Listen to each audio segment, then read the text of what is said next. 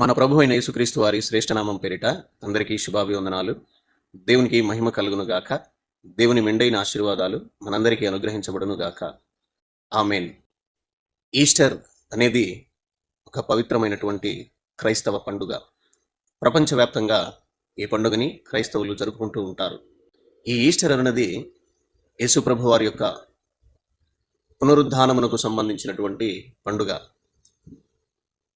యేసుక్రీస్తు వారు మానవాళి అందరి కొరకు మరణించారు, సమాధి చేయబడ్డారు, అలాగే పునరుద్ధానుడయ్యారు.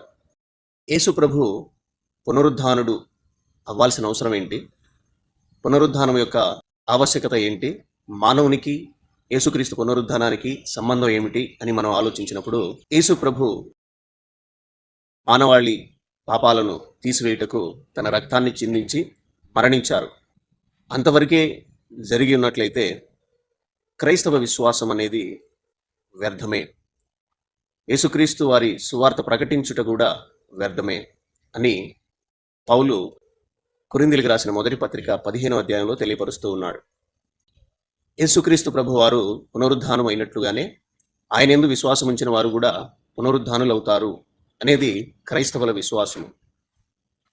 పునరుద్ధానము కాకుండా ఉన్నట్లయితే మానవుల యొక్క పాపములు పరిహరించబడేవి కావు. మానవులందరూ కూడా పాపములోనే ఉండేవారు, మరణానికి బానిసై ఉండేవారు. యేసుక్రీస్తు వారి యొక్క పునరుద్ధానం అనేది మానవుల యొక్క పునరుద్ధానానికి భరోసా అయ్యింది. యేసుక్రీస్తు వారు పునరుద్ధానుడు అవ్వకపోతే మరణాన్ని గెలవనట్టే లెక్క. మానవులు కూడా మరణాన్ని గెలవటానికి అవకాశము ఉండదు. మానవుణ్ణి దేవుడు ఏలుబడి చేయు నిమిత్తమై ఆయన సృష్టించుకున్నాడు.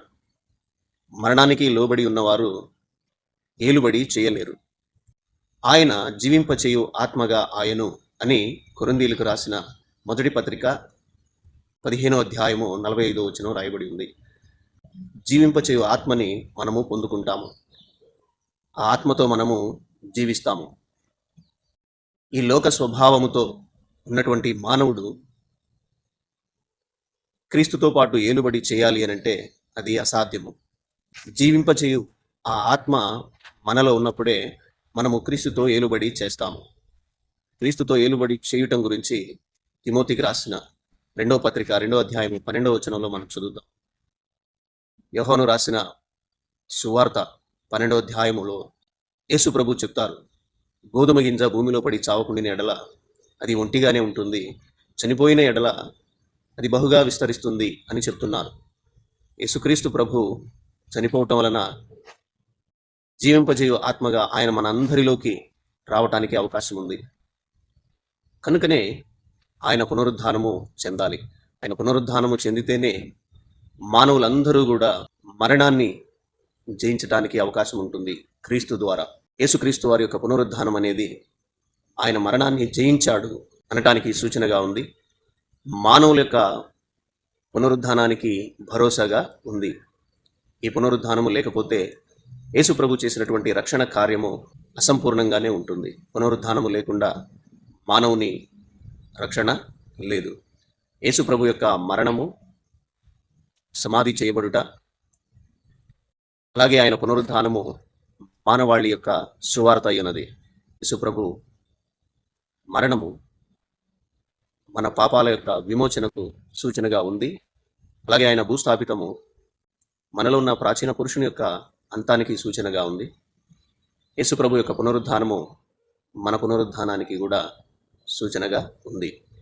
కనుకనే ఆ పునరుద్ధానాన్ని బట్టి నిరీక్షిస్తూ ఆయన మరణ పునరుద్ధానములందు విశ్వాసం ఉంచుతూ ఉన్నారు.